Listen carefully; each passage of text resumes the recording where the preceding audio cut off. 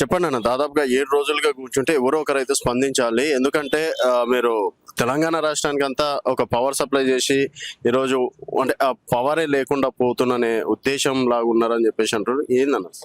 నిజంగా ఈరోజు రాష్ట్రానికి ఎలక్ట్రిసిటీ డిపార్ట్మెంట్ పరంగా మంచి పేరు వచ్చిందంటే దాంట్లో కీలక పాత్ర మా ఆర్టిజన్లదే ఉంది. ఒకప్పుడు తెలంగాణ రాష్ట్రంలో పవర్ ఇంటరప్షన్ ఎక్కువ ఉండే.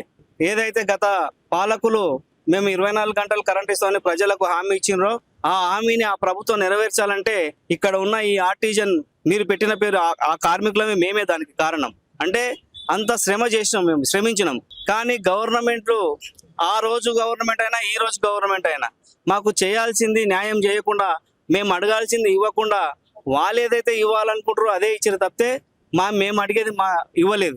మేము అడిగినాం ఎలక్ట్రిసిటీ డిపార్ట్మెంట్లో ఏపీఎస్సీబీ సర్వీస్ రూల్స్ ఉంటాయి, ఆ రూల్స్ను మా కూడా ఇవ్వాలని అడిగినాం. అది ఇవ్వకుండా మా నెత్తి మీద ఈరోజు స్టాండింగ్ ఆర్డర్స్ రూల్స్ పెట్టి దానిని ఇంప్లిమెంటేషన్ చేస్తారు. దానివల్ల మాకు ఎంత ప్రమాదం అంటే మా జీవితం మొత్తం వెనుకబడిపోతుంది. అంటే భవిష్యత్తులో కోలుకోలేని దెబ్బ పడుతుంది. అంటే రావాల్సిన రూల్స్ అంటే రావాల్సిన బెనిఫిట్స్ ఏమీ రావు మాకు స్టాండింగ్ రూల్స్ వల్ల. దానివల్ల ఏమవుతుందనంటే రిటైర్మెంట్ అయ్యే వాళ్ళకు బెనిఫిట్స్ ఉండదు. భవిష్యత్తులో ఏమైనా శాలరీస్ ప్రమోషన్స్ ఉంటాయంటే అవి ఇవ్వరు. అంటే రిటైర్మెంట్ అయ్యే వరకు మా జీవితాలు అంటే ఒక గవర్నమెంట్ సంస్థలో చాలని జీతాలు తీసుకుంటూ ఎట్లా బతకాలా? ఇది సరైన పద్ధతి కాదు. కాబట్టి ఈ ప్రభుత్వానికి ఇప్పుడున్న కాంగ్రెస్ పార్టీ ప్రజాపాలన, ఇది ఇందిరమ్మ రాజ్యం. ఇంకోటి కాంగ్రెస్ పార్టీ అంటేనే పేదల పార్టీ. ఇది కాంగ్రెస్ సిద్ధాంతాలు పేదలకు దగ్గర సంబంధం ఉంటుంది. పేదలకు అన్యాయం జరిగితే ఊరుకోదు. కానీ ఈ రోజు తెలంగాణ రాష్ట్రంలో కాంగ్రెస్ పార్టీ విచిత్ర పోకడపోతుంది. అసలు కార్మికులను చాలా చిన్న చూపు చూస్తుంది. అది కూడా బట్టి విక్రమార్క గారు మమ్మల్ని ఇంత చులకన చూస్తాడని మేము అస్సలు ఊహించుకోలేదు. దయచేసి మేము ఈ ప్రభుత్వాలకు మేనేజ్మెంట్ కానీ ఎక్కడ వ్యతిరేకంగా మేము పోరాటం లేదు. మాకు ఇవ్వాల్సిన హక్కులు ఇస్తానని చెప్పారు. సో దానికోసమే ఈ 7వ రోజు సమ్మె ద్వారా మేము పోరాటం చేస్తున్నాము. దయచేసి మా రాష్ట్ర జేఏసీని చర్చలకు పిలవండి. అసలు మేము చెప్తున్న దాంట్లో ఏమైనా తప్పుందా? మేము అడిగే హక్కులో ఏమైనా తప్పుందా? లేదు. ఎందుకంటే మాకు రావాల్సిన హక్కు అది. కాబట్టి అది చేయకుండా చర్చలకు పిలవకుండా సమ్మెలకు వెళితేనే మీకు అంత కోపం వస్తుంది. ఈరోజు బట్టి విక్రమార్క గారు ఇది చాలా మా బాధలు చెప్తే మీకు అర్థమైతలేదు. ఎందుకనంటే మేము మీకు ఎన్నో రకాలుగా మెమోరాండాలు ఇచ్చినాము. మెమోరాండాలు ఇచ్చినప్పుడు చర్చలకు విలువలేదు. వివిధ రూపాల్లో మా యొక్క నిరసన తెలిపినాము. డివిజన్ ఆఫీసులో, ఎస్సీ ఆఫీసుల దగ్గర, చివరకు ఎస్పీడీసీఎల్ సిఎండి ఆఫీస్ దగ్గర, ఎన్పీడీసీఎల్ సిఎండి ఆఫీస్ దగ్గర మేము నిరసనలు తెలిపితే ఎప్పుడు కూడా చర్చలకు పిలవకుండా ఈ రోజు మాకు చర్చలకు పిలవడానికి మేము సమ్మెలకు వచ్చినాం. మేము సమ్మెలకు వెళ్ళినందుకు మీకు అంత కోపం వస్తే మాకు రావాల్సిన హక్కులు 10 ఏళ్ల నుంచి రావట్లేదు. మరి మాకెంత కోపం రావాలి? దయచేసి అర్థం చేసుకోండి. ఇది మా ఆకలి బాధ. ఇది అంతే. మీ ప్రభుత్వాల మీద కాదు, మాకు రావాల్సిన హక్కులు మీరన్నా ఇవ్వండి. ఇది మా ఆకలి బాధ. మేము ఆత్మగౌరవంతో బతకాలనుకుంటున్నాం కాబట్టి ఏపీఎస్సీబీ సర్వీస్ రూల్స్ మాకు ఇవ్వండి. దయచేసి మా ఆవేదనను అర్థం చేసుకోండి. మా మీద మీరు కక్ష సాధింపులు చేస్తే మీ ప్రభుత్వానికి నష్టమే తప్పితే లాభం ఏముండదు. మీరు అనవచ్చు ఒక మధ్యవర్తితోటి మీరు చర్చలకు రమ్మంటే వచ్చిరు మా నాయకులు.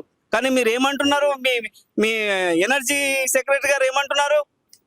మీరు లేకపోయినా పర్వాలేదు, లేకపోతే మేము రోడ్డు మీద మనుషులను తీసుకొచ్చి చేపిస్తా అంటున్నారు. అట్లా అనంటే మేము కూడా అనదలుచుకుంటే గతంలో ఒక ముఖ్యమంత్రి గారు చెప్పారు కాంట్రాక్టర్ ఆల్ కాంట్రాక్టర్ ముఖ్యమంత్రి అయితే ఇంకా మస్తు పనిచేస్తారని. మరి మీరు పవర్ మినిస్టర్ అయి ఉండి మీ యొక్క సిబ్బందితో లేకపోతే మీరు ఆ విధంగా మాట్లాడడం సరైన పద్ధతి కాదు. ఇది మీ రాజకీయ భవిష్యత్తుకు చాలా ప్రమాదం. దయచేసి ఫైనల్ గా ఒకటే చెప్తున్నాం, మా విద్యుత్ సంస్థలో కాంట్రాక్టర్ కార్మికుడు కన్నీరు గారుస్తే అది మీకే చాలా నష్టం. దయచేసి కాంగ్రెస్ పార్టీ తన సిద్ధాంతాల ప్రకారం వెళ్తే మాకు న్యాయం జరుగుతుంది. అలాగే మేము ఇంకొక విన్నపం చేయదలుచుకున్నాం. మన పిసిసి ప్రెసిడెంట్ మహేష్ గౌడ్ గారు కానీ, అలాగే కాంగ్రెస్ పార్టీ వ్యవహారాల ఇన్ఛార్జి, తెలంగాణ కాంగ్రెస్ పార్టీ వ్యవహారాల ఇన్ఛార్జి మీనాక్షి నటరాజన్ గారు కానీ మేము తెలియజేస్తున్నాం. దయచేసి మా బాధలను ఈ ప్రభుత్వానికి చెప్పండి. మన ముఖ్యమంత్రి గారు కానీ లేకపోతే బట్టి విక్రమార్క గారు కానీ దయచేసి మా జేఏసీని చర్చలకు పిలిచి మా సమస్యలను పరిష్కరించండి. ఒకవేళ సమస్యలు పరిష్కరించడం మేము ఇదే వైఖరి ఉంటాం, ఇలాగే ఉంటామంటే ఈ రోజు మా జేఏసీకి ట్రేడ్ యూనియన్లు అన్ని కూడా మద్దతు ఉన్నాయి. రాబోయే రోజుల్లో అంటే రాబోయే రెండు రోజుల్లో ఆ సంఘాలు కూడా మాకు మద్దతుగా సమ్మెలకు రావడానికి కూడా సిద్ధంగా ఉన్నాయి. తస్మా జాగ్రత్త అని ఈ మేనేజ్మెంట్ ప్రభుత్వాన్ని హెచ్చరిస్తున్నాం. మరి ఎట్లా నడుపుతారు? అప్పుడు ఎంతమందిని బయట నుంచి తీసుకొస్తారు? కాబట్టి ఈ ఒంటెద్దు పోకడలు బంద్ చేసి మా యొక్క కార్మికుల సమస్యలను పరిష్కరించాలని మేనేజ్మెంట్ కానీ ప్రభుత్వం కానీ మా నాయకులను చర్చలకు పిలిచి మా న్యాయమైన డిమాండ్లు పరిష్కరించాలని చెప్పేసి ఈ ఛానల్ ద్వారా కోరుకుంటున్నా.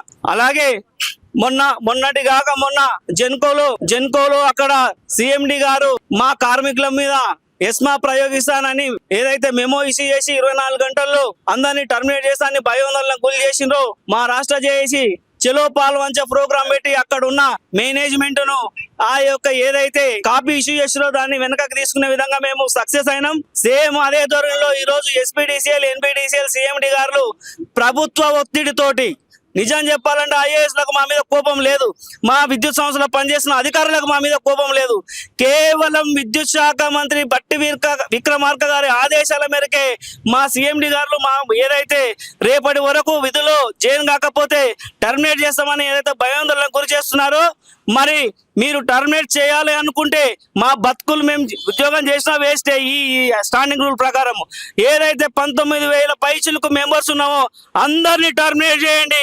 అంతేగాని కొంతమందిని చేసి ఇంకా కొంతమందికి ఏదో చేయాలంటే నడవదు. ఖచ్చితంగా అందరినీ టర్మినేట్ చేయండి. ఎవరు కూడా రేపు విధులకు రారు. మా సమ్మె ఖచ్చితంగా కొనసాగుతూ ఉంది. దయచేసి మేనేజ్మెంట్ కు ఈ రకమైన భయోందోళనలు కదిలించే వాతావరణం సృష్టించొద్దని, మా ఐకమత్యాన్ని దెబ్బతీయొద్దని మేనేజ్మెంట్ వారిని కూడా కోరుతున్నాను.